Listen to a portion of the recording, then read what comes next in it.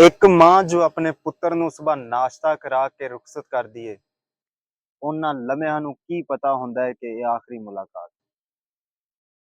ਕਦੀ ਸੋਚਿਆ ਹੈ ਕਿ ਇੱਕ ਬੱਚੀ ਜਿਹੜੀ ਆਪਣੇ ਪਿਓ ਦੀ ਤਸਵੀਰ ਨੂੰ ਸੀਨੇ ਲਾ ਕੇ ਸੌਂਦੀ ਏ, ਉਹ ਕਿੰਨੇ ਸਵਾਲਾਂ ਨਾਲ ਜਵਾਨ ਹੋਏਗੀ। ਨੌਸ਼ੱਕੀ ਬਲੋਚਿਸਤਾਨ ਦਾ ਇੱਕ ਐਸਾ ਜ਼ਿਲ੍ਹਾ ਜਿੱਥੇ ਜ਼ਿੰਦਗੀ ਦੀ ਗੈਰ ਯਕੀਨੀ ਹੈ ਤੇ ਮੌਤ ਵੀ ਆਮ। ਉੱਥੇ 4 ਪੰਜਾਬੀ ਮਜ਼ਦੂਰ ਮਾਰੇ ਗਏ। ਮਾਰੇ ਵੀ ਐਸੇ ਜ਼ਾਲਮਾਨਾ ਅੰਦਾਜ਼ ਵਿੱਚ ਗਏ ਕਿ ਲਾਸ਼ਾਂ ਵੀ ਕੁਝ ਨਾ ਬੋਲ ਸਕੀਆਂ, ਸਿਰਫ ਗੋਲੀਆਂ ਚਲੀਆਂ। ਇਹ ਗੋਲੀਆਂ ਕਿਸੇ ਦੁਸ਼ਮਣ ਫੌਜ ਵੱਲੋਂ ਨਹੀਂ ਚਲਾਈਆਂ ਗਈਆਂ, ਬਲਕਿ ਇਸ ਮੁਲਕ ਦੇ ਅੰਦਰ ਆਪਣੇ ਹੀ ਸ਼ਹਿਰੀਆਂ ਤੇ ਚਲਾਈਆਂ ਗਈਆਂ।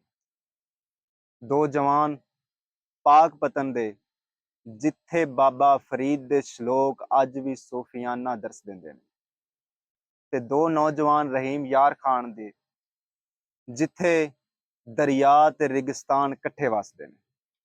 ਉਹ ਜਵਾਨ ਜਿਨ੍ਹਾਂ ਦੀਆਂ ਜੇਬਾਂ ਵਿੱਚ ਸ਼ਾਇਦ ਚੰਦ 100 ਰੁਪਏ ਹੋਣ, ਪਰ ਉਹਨਾਂ ਦੀਆਂ ਅੱਖਾਂ ਵਿੱਚ ਕਰੋੜਾਂ ਦੇ ਸੁਪਨੇ ਤੇ ਉਮੀਦਾਂ ਸਨ।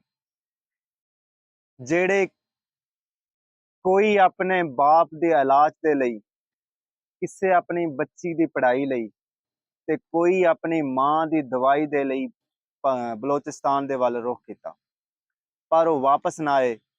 ਨਾ ਹੀ ਉਹ ਉਮੀਦਾਂ ਵਾਪਸ ਆਈਆਂ, ਨਾ ਹੀ ਉਹ ਸੁਪਨੇ ਵਾਪਸ ਆਏ।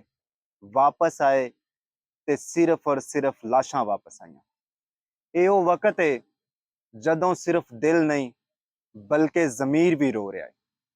ਇੱਕ ਸਵਾਲ ਜੋ ਹਰ ਪਾਕਿਸਤਾਨੀ ਨੂੰ ਕਰਨਾ ਚਾਹੀਦਾ ਹੈ ਕਿ ਕੀ ਇਸ ਮੁਲਕ ਵਿੱਚ ਪੰਜਾਬੀ ਮਜ਼ਦੂਰਾਂ ਦਾ ਕੋਈ ਵਾਰਿਸ ਨਹੀਂ, ਜੋ ਨਾ ਅਦਾਲਤੀ ਰਾਹਦਾਰੀ ਜਾਣਦਾ ਹੈ, ਨਾ ਸਿਆਸੀ ਇਵਾਨਾਂ ਵਿੱਚ ਉਹਦੀ ਰਸਾਈ ਹੈ।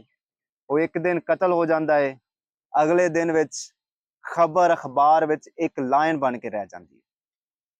ਇਹ ਸਿਰਫ ਬਲੋਚ ਤੇ ਪੰਜਾਬੀ ਦਾ ਮਸਲਾ ਨਹੀਂ, ਇਹ ਇੱਕ ਨਾਇਨਸਾਫੀ ਦਾ, ਨਫ਼ਰਤ ਦਾ, ਬੇਹਿੱਸੀ ਦਾ ਮਸਲਾ ਹੈ।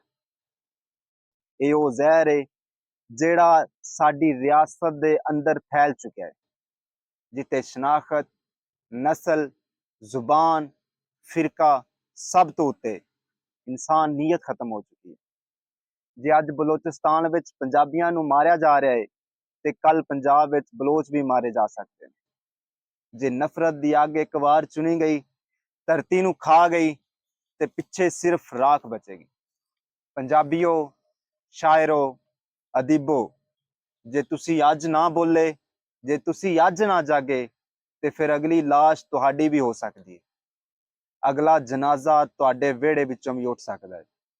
ਸਾਨੂੰ ਹਕੂਮਤ ਕੋਲੋਂ ਇਨਸਾਫ ਦੀ ਅਪੀਲ ਨਹੀਂ, ਮੁਤਾਲਬਾ ਹੈ ਸਾਡੇ ਸ਼ਹੀਦਾਂ ਦੇ ਕਾਤਲਾਂ ਨੂੰ ਕਟਹਿਰੇ ਵਿੱਚ ਲਿਆਇਆ ਜਾਵੇ। ਫੌਜ, ਪੁਲਿਸ, ਏਜੰਸੀਜ਼ ਤੇ ਅਦਲੀਆ ਨੂੰ ਇਹ ਪੈਗਾਮ ਦੇਣਾ ਪਏਗਾ, ਇਹ ਲਾਸ਼ਾਂ ਗੁਮਨਾਮ ਨਹੀਂ, ਇਹ ਪੰਜਾਬ ਧਰਤੀ ਦੇ ਪੁੱਤਰ ਨੇ। ਖੁਦਾਰਾ ਇਨਸਾਨ ਬਣੋ। ਜ਼ਬਾਨਾਂ ਤੋਂ ਉੱਤੇ, ਕੌਮ ਤੋਂ ਉੱਤੇ, ਸਿਆਸਤ ਦੇ ਉੱਤੇ ਸਿਰਫ ਔਰ ਸਿਰਫ ਇਨਸਾਨ ਬਣੋ।